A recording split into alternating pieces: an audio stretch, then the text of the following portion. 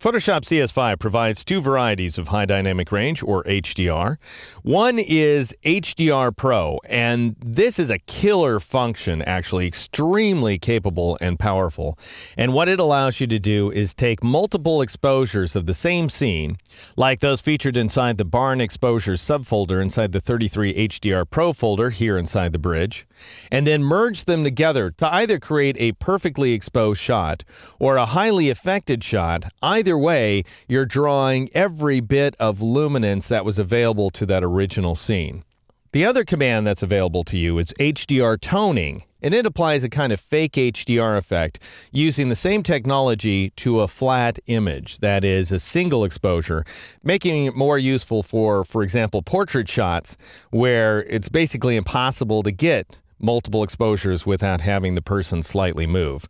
So we're going to start with HDR Toning because it's the easier entry into this topic. I'll go up to the little boomerang icon and click on it to switch back to Photoshop. And I'm looking at an image called stylishyoungcouple.psd found inside the 33 HDR Pro folder. And it comes to us from Felix Miziasnikov of the Fotolia Image Library, about which you can learn more at fotolia.com/deek. Now, a couple of things before we choose this command. If you're working along with me, I'd like you to have the histogram panel up on screen. I'm also looking at the expanded view, incidentally, so that I'm seeing the entire 256 pixel wide histogram. You may also want to go ahead and update the histogram if you're seeing a little caution icon. Now, notice that mostly I have an awful lot of shadows inside this image. So this is a shadow-rich image with lots of midtones as well. Not all that many highlights except in the red channel, and the red channel is slightly clipped, as you can see over here on the far right side. Another thing to bear in mind is that I've gone ahead and converted this image to a smart object. So I've placed it inside of a protective smart object container. The only reason I've done that is to demonstrate how that is not accommodated by HDR toning. So the one and only way to get to this function, and imagine what we want to do here, is we want to breathe some life into the shadows inside of this guy's face, for example. We might want to temper the highlights just a little bit. We want to also open up the midtones so that this luminance-rich image can really be allowed to breathe. Then I'll go up to the image menu, and I'll choose Adjustments and choose HDR Toning. Again, this is the only way to get to the feature. Now, you might think, based on the company it keeps here, that you can apply HDR toning as a smart filter. After all, we're working on a smart object. The command is available. All these other commands are dimmed. Shadows highlights, we know from much experience now, is applicable as a smart filter. Variations, when it's available for you Windows people, you can apply that as a smart filter as well. This command does not tend to even exist on the Mac.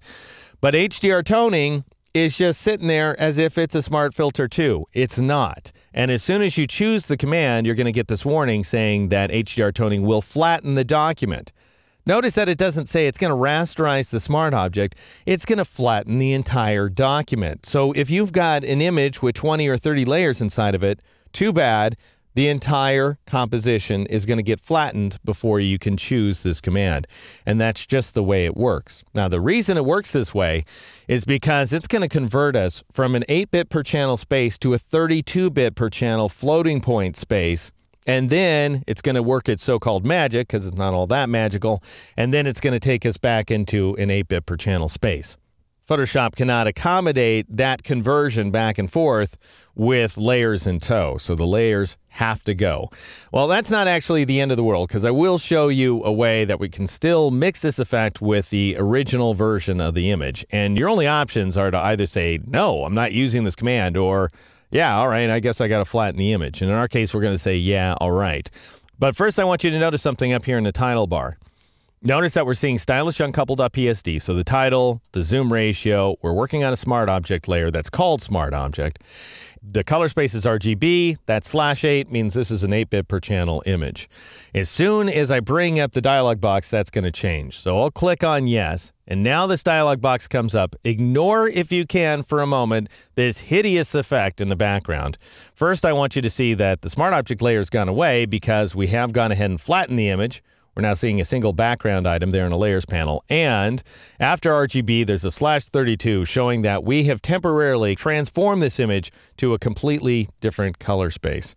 And 32-bit per channel is really the Wild West of luminance, because not only is it a much, much bigger space, so forget all that stuff about 256 different luminance levels per channel.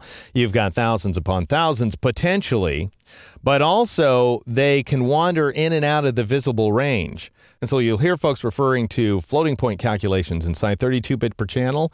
Your luminance levels can actually float beyond white and beyond black, so you can brighten the heck out of the luminance levels and then rein them back using other controls.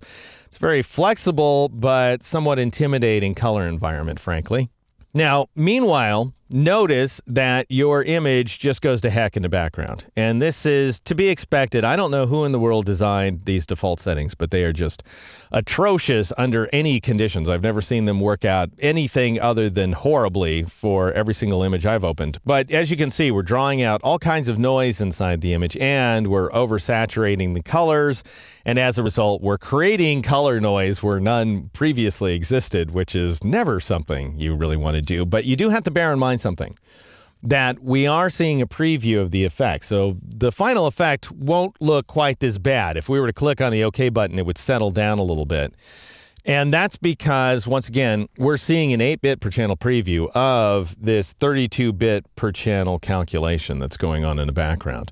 So Photoshop's not capable of showing you 32 bits of data per channel because your monitor can't even begin to show you. Your monitor is ultimately an 8-bit per channel device. All right, so that's the roughest of all possible introductions to the HDR toning function. In the next exercise, I'll show you what is meant by these 4 different method options.